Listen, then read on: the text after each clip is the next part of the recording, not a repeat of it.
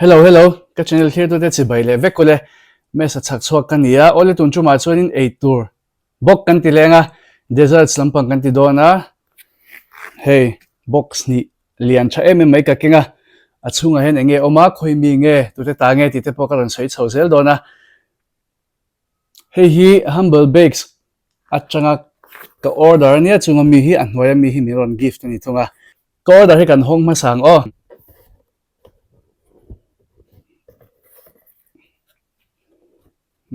an signature cake ho hi coconut ania avar hi coconut ania chuan a pink hi strawberry ania chuan hi mango ania a eng hi chuan a uk hi caramel ania chuan pakhat hi oreo ania pakhat hi chocolate ani avan tui don em kan ei ve kan chuan he miron gift khania tam khop maya tam lu tuk he van tui don tak em ke i chak to pamo ma se ti lum ngai chi a ron ziak vek ta hian mi ron shil veka a ming nen kan ti lum ma sa nga chuan ti lum zo kan e yang a top thlai mi le en don nia ole hello tuna chuan humble bakes ten ha an desserts ten bakery te an siam tui tak ei tur mi ron pek kalau ei to dona humble bakes hi an IG page kalau ta la na hian lo better sort he e ve du tan chuan kan ti fel lok nge sorry ole tuna chuanin ka chang ti lum te po alo zota a ka ti lum deuh veka eclair si anem tabik lut tuka ka ti mel che deuh hleka he a per deuh hleka ma se ti don lut tuka aming anon da vek boka ka e dik ka soi dik nge tura ngai la ka e dik tura ngai la ke khi chu na ki na top lama ke e anga chuan humble bakes an packaging aron wrap dan hi aron tuam dan hi amoi baka aron suina te pangparan da baka hian mo thank you for your order, god bless you ndi thlap maya kalom aro pui timayang alomom topa ti chuanin enge e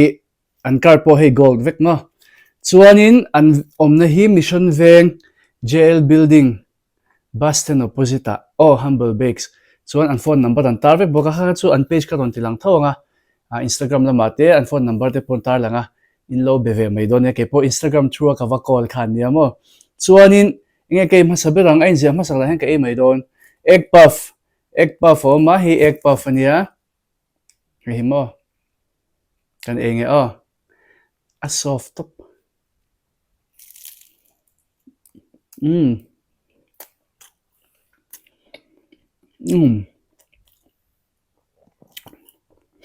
a tui tuk egg puff ke e ve fo ma se he tu dan dang tlat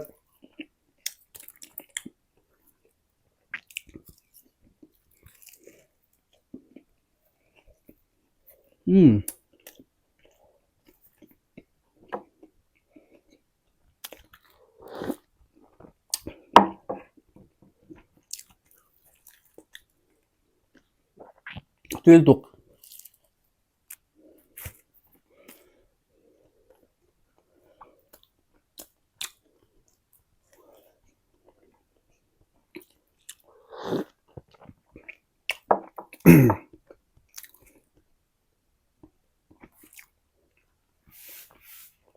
ni dina ka e pe tu rong chi kha hey ka lei nia ke khaw hi he chu mi ron gift ania ma se mi ron gift awang khan ka honest review kha ka pek lo pha don lo a tui ka ti chu tui ka ron tinga tui vak lo ka ti chu tui vak lo tui lo chu tui lo alu puff hi eng pek nia niang le ka tia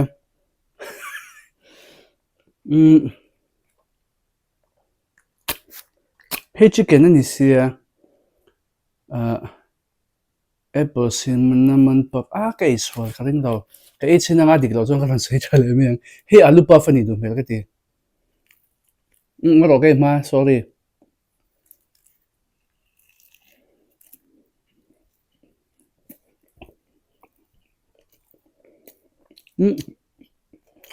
chicken zo cái này hi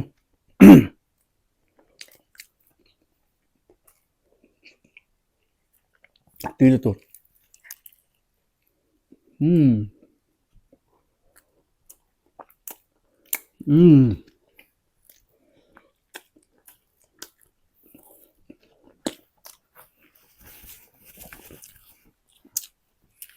baking hi cả tùy à thấy mà hi mò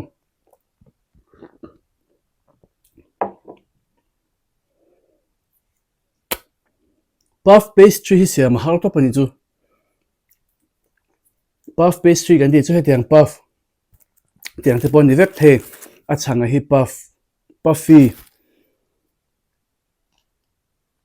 ngem si puar chasi min chasi khá tiang a siam kha ni ta tui tục hay mình pin a Sial tục cái chi pi refreshment in nei chang sema po Christmas kum thar a chi vek cái zo vek vek don lo a san chu e tur tam lu tu ka e vek ka du siamo mukbang ani lo tu na mi chu review ani review chu wang chuan cái zo don lo ala tui dun ve ve star pe taila 10 ha egg puff kha 8 chuan chicken puff kha 9 tui lu tuk chuan tuna apple cinnamon puff thank you a dessert type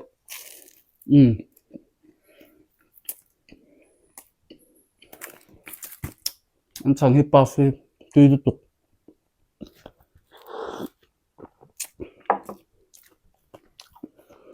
hay kan venga ka chian nu nen kan du deuh chi puff pastry a chunga coconut le hey thil hlum chau omang kha ei ta coconut tel chi lo mai the tai chuan tel mai thei bok a rim chu ka se thei deuh a simple ei nuam bok si tui kan ti chin kha ni hei po hi 8 ka pe tui lu tuk chuan hei hi alu puff ni turani puff dang om to lo hei hi alu puff ni turanga eng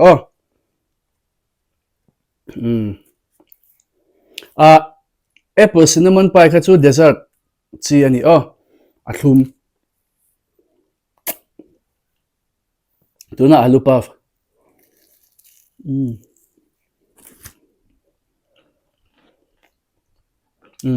ni nge hi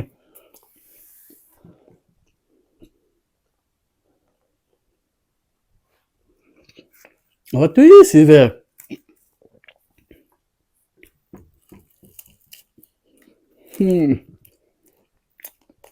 đi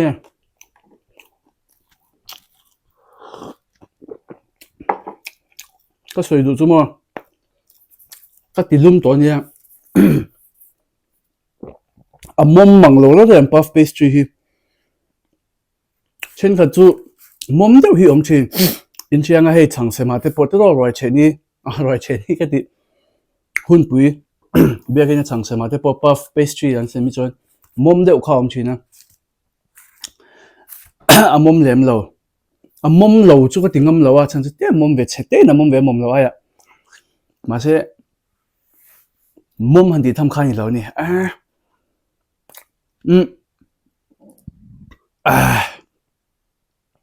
tui ve ka puff pastry kha ma se alu puff chu ka ngai na lu tu don lo tui tho ma se adang kha lo tui to lu tu kha I adang kha na petlat chu wang chon hi chu 6 ka pe tui lo lu tu chu ni lo ma se tui over kan tiang chi kha ani lu tu ka ti lo ke ma chuan tuna pizza mini pizza hi sausage ani adai ve deuh to ka ti lum na re ve le deuh to adai ve deuh khong esa where are you khong ti lo ta ni kan lo ang mini pizza enge andon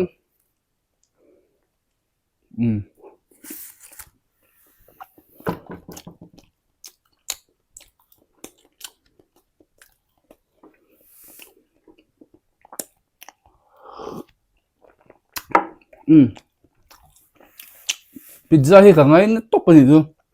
kai na sa ka du boka ma se khoi mu na po hian mini pizza ang hi chu ka e pe ngai lawa pizza pa ngai hi tluk ngai lawa he a be tham ve de ani chu pizza ngai na tan chon he poi ka be se phatat lat lo a chang hi chu tui a do hi chu tui to ka he thop se tamo a sial top ta ni chu baking a hen en sang fal top chu chu shim shim in ka soi do ma se an mini pizza hi chu ka ngai na lo tui ka ti lo ka le fo lawang ka e fo lawang he chu for vel ka pe ka ngai na vak lo tui ka ti vak lo chuanin brownie a kan kal ma saberang brownie hi ka ti lum to a dai le de to brownie hi mo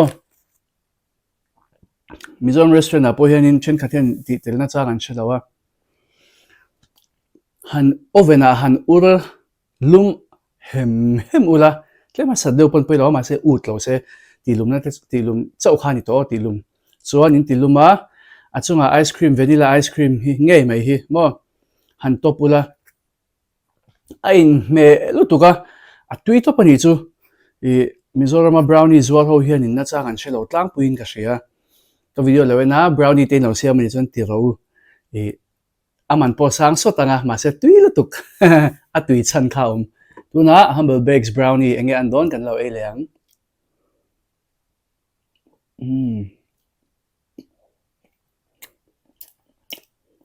lum cha se an nem nan ke chak alum cha to lo ma he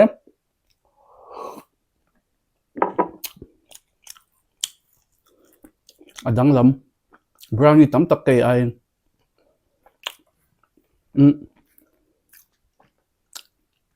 lum se tui le zwal don lu tuk ti ka se the kaka coffee kan ina khamisai na don ti sap chong don mel tan tia mi so chui ka leang aron ti atui ni si lo atui thei si lo aron ti koi ka chunga an koi chho vel kha ti mai yang te nom la ma lo ngai lo me ro mi so chong hi chu soi fia hi a halo ve china ni a chin khat til tam tak hi chamo a til tam tak po til chen khat sap chong fia de tlat hi om ve nia mi so chong hau sak lo wang pakhat ani ti hau sak te chu ka tum lu to ka ge ma po hian in mo atui 7 ka pe chocolate ngai na overload tan chuan in e chape chuang lo nga brownie te chu chocolate cake kha ni mai ta ti mai yang chocolate cake ai chuan a siam nan te polo dang de hlek mai theya a se tui lu tuk a sofa a moist em lo thunga chu ti ro chuan a tui tho a thum vut lo wa he ka duna ni bok a thum uchok thum ba long chi khani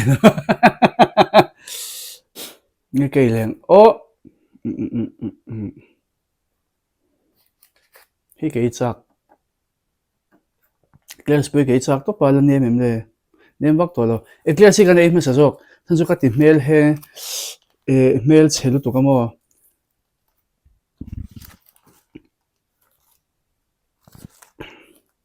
mana kan no pan lai e class kha chu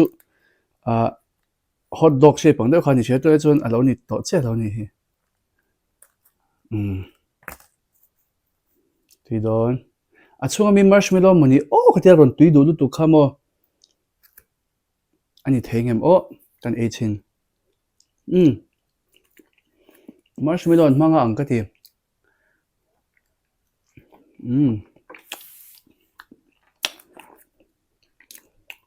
chocolate hi tui lu tu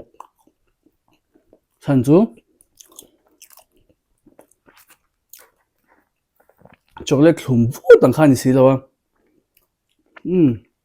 itla su ka ngai na lo san chu kan no pan lai kan in sal tu ka kan no pan lai chang tui om ma sapol kha ni ve ne lui kan ni chini chu mo kha mi kan ne kha kan ne de ora ka hei teenage kan ni chon hu hian ma se hei chu a dan dang tlat ai thei viau mai i hay kia nó tấm ai chu ka la po cái thầy lát tuy 8 cấp 8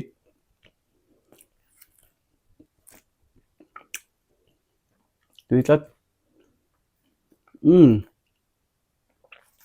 hay huy là bang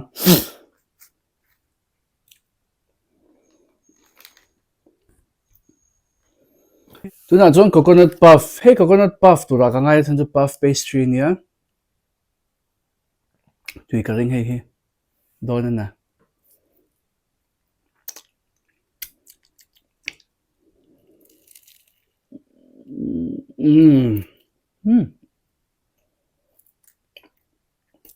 oh my god a chu ngai hian enge mun ni om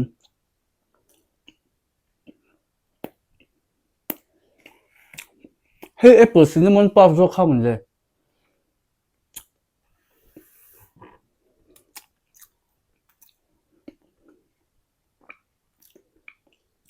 anh nhớ à hey apple cinnamon puff zo kha ni hi hey kan jina apple cinnamon puff ka ti kha coconut puff zo hey coconut puff zo a chunga a thum cho om ka ti khama a tui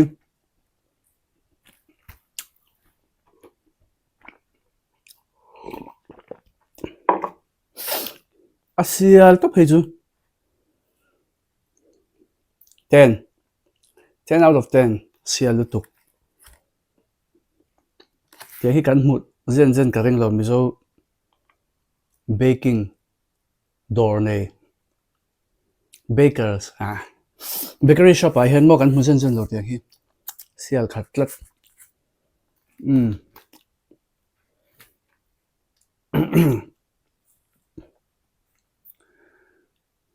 hey snow bun hi snow bun zo hi kan try tiang mochi vel ni dum hel to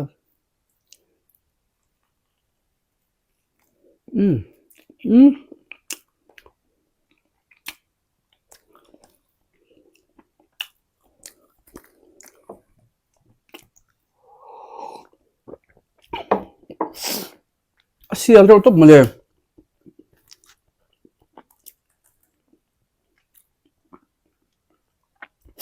chocolate ganache vel ani dum hel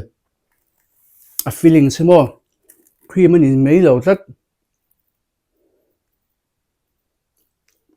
a tui he po sial top 10 ka pe tui lu tuk dang hi try tur la om khat ni thum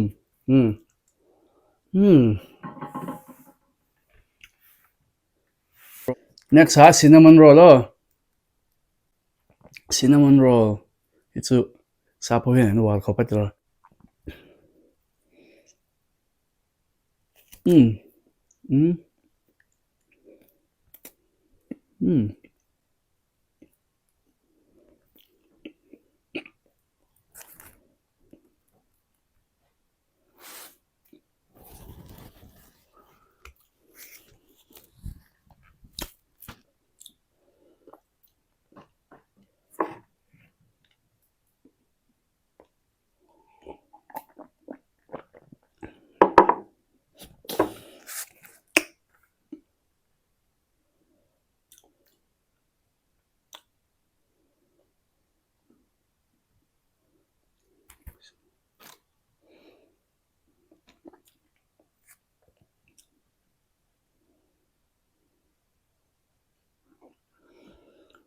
cinnamon rim ka shalo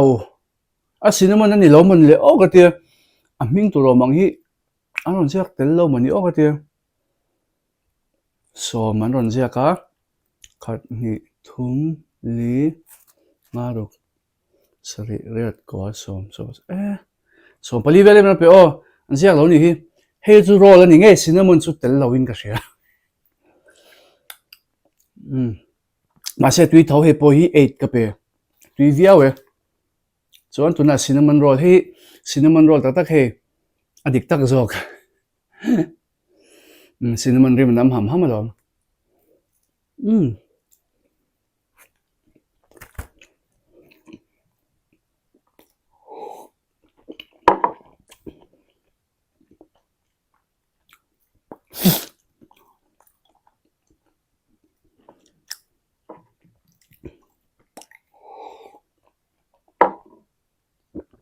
a tui lu tuk cinnamon roll ke to chuan ala tui berang mai zo sia ma chuan 9 ka pe 9 ni tak ani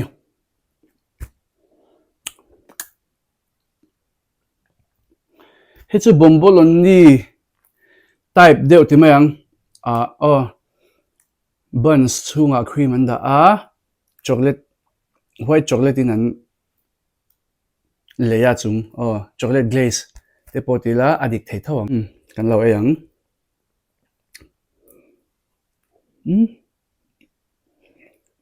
a buns awa shave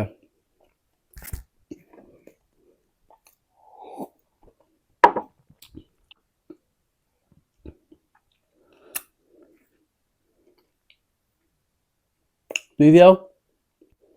7 7 chuan a top ra hen lo lein peka he hi malai vel ni do me ro do ni ka she chuang ni lo wa an jiak to si lo wa a var vek malai kek vel ni me thini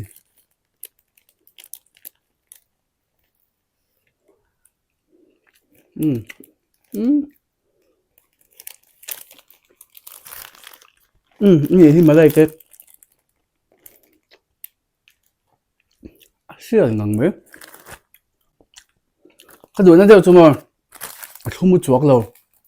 a tui top ni la do chu ka e ma khan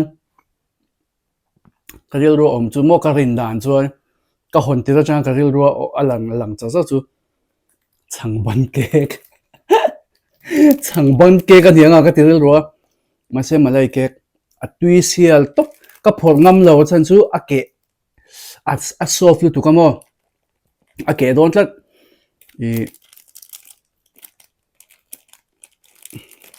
a tui top cream tlem om ve a chunga hian tui lu tok humble bakes nge humble bakes nge tui he chu ke to lo ka puar lu tuk to Instagram na ma han ka review na om to thoin lo en don nia chu ti ro chu an cake ka soi du chu ka fak tu chu a moist cha en nuam a sofa a moist cha boka en nuama cake chu khatiang kha tui ka ti ke ma chuan in mo cake dry de ote enge I wedding cake te sang de den siama han kata kan cream atam ringota a dry le a cake kha khatiang kha chu ka ngai na lo ke ma chuan tui ka ti lo chu wa chu tiang moist de nak thi tui ka tia